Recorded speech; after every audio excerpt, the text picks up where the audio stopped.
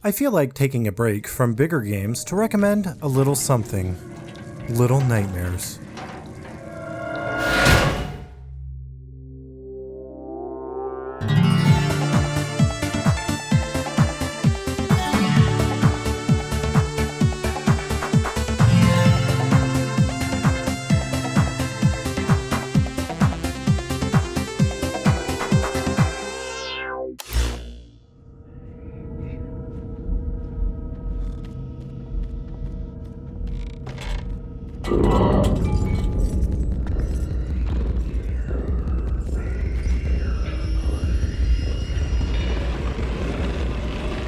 I feel Little Nightmares was an overlooked gem, with barely any mention in last year's Game Awards. I didn't even know it existed until I stumbled upon its physical release in my local Walmart. The simplistic cover design had me so intrigued that I just had to look it up, and it's very rare I let niche horror-themed titles like this one fly over my head. Little Nightmares, which was originally going to be called Hunger, is a game developed by Tarsier Studios, most known for the Tearaway games and Little Big Planet on the Vita. Like those games, Little Nightmares was likely going to be published by and exclusive to PlayStation, but it was later picked up by Bandai Namco.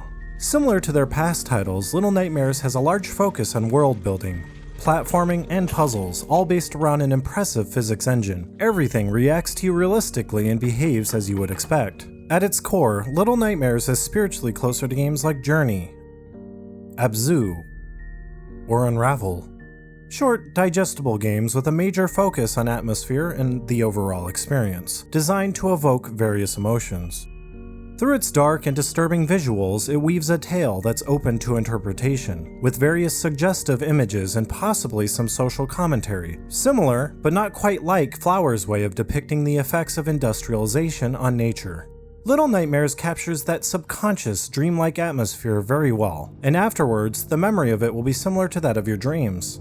While not lasting, you'll think of Little Nightmares as that really cool dream you once had, and with the DLC, a continuation of that dream. The game is visually pleasing, somehow blending horror with cute, two elements that are very difficult to get just right. When you first gain control, you may notice how adorable the characters' mannerisms are simply from walking or picking objects up.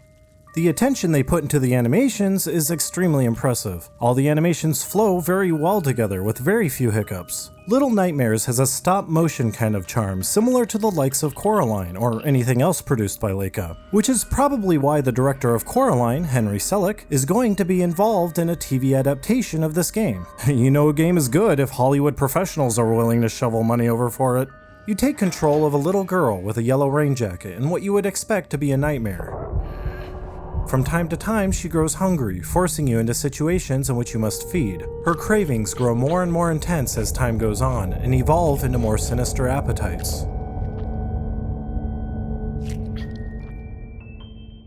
As this girl, you traverse from room to room, solving physics-based puzzles such as lifting, pushing and pulling objects, working levers and mechanisms, climbing and swinging. The puzzles may have you stumped from time to time, but you'll eventually get it.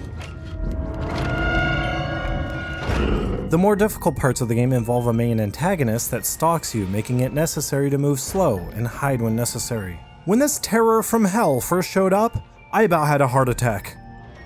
Why are its arms so long? These antagonists are all unique and disturbing in their own right, each one containing subtle imagery. For instance, with this hideous thing.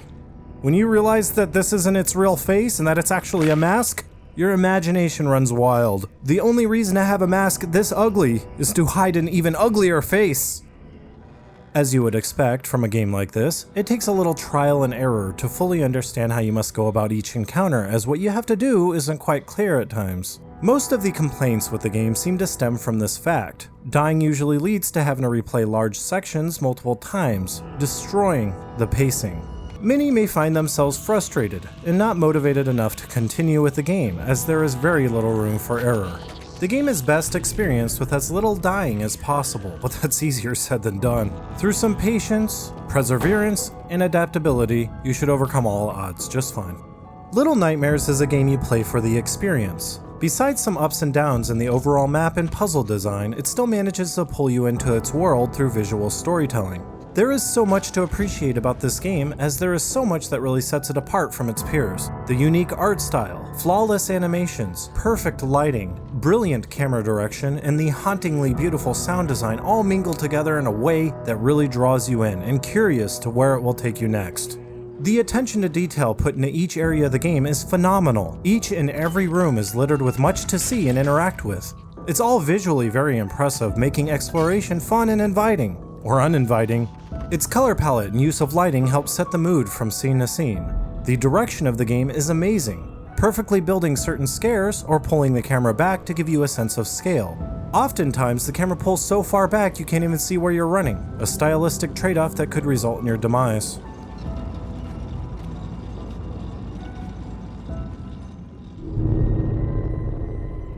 If I had to choose a specific award for this game, it would be in its sound design. The music and sound work together in selling the horror.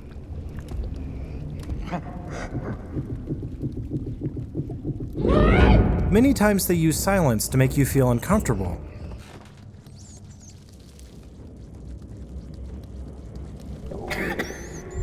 The last time I recall a game doing this so well was with Silent Hill 2.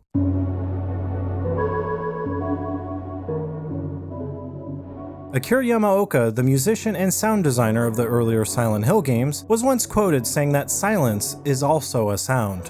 What he means is that silence can be used just as effectively as sound. For instance, in Little Nightmares, you'll be crawling through a cramped ventilation system with a growing industrial sound as you proceed forward, giving you the uneasy feeling that something bad will be waiting for you on the other side. To your dismay, once you unexpectedly drop into the next area, it becomes completely silent. It's unsettling as now you don't know what to expect.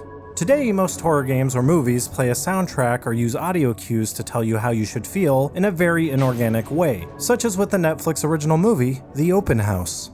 That movie is probably one of the worst offenders of this, and a poor sequel to 13 Reasons Why. In that movie, they build tension in the music when I'm not quite sure what I should be afraid of. Adversely, Little Nightmares uses music and sound sparingly to complement the visuals.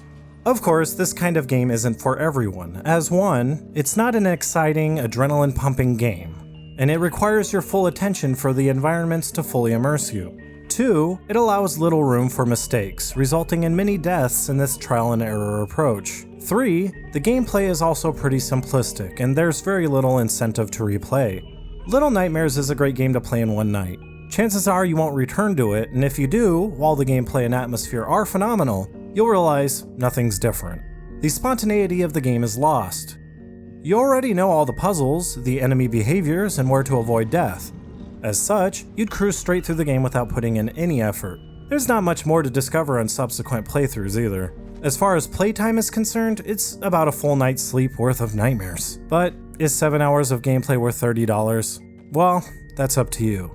If renting it sounds like a good idea, then go for it. Or just watch this review and go on with your life like nothing ever happened. And that's all you need to know about Little Nightmares. Thanks for watching this short review. I appreciate all your views in these turbulent times on YouTube. If by some miracle from God this video doesn't get demonetized, I'll be happy. If you'd like to pledge your support and help me become more consistent on how often I upload, please consider helping me via Patreon like all these champions. Most YouTubers are relying on this donation platform to stay in business. I'd like to give a special shout out to a new Highborn supporter, Christopher J. Singleton. I know this channel has been slow lately, so this does mean a lot to me. Things will pick up soon. And a very special thanks to the following champions. Legendary Champion, Rain. Heroic Champion, Tyler Hunter. Elite Champions, Jorcha S. Hjaltarsson, Born to Die 3, and Miami Ink Vampire.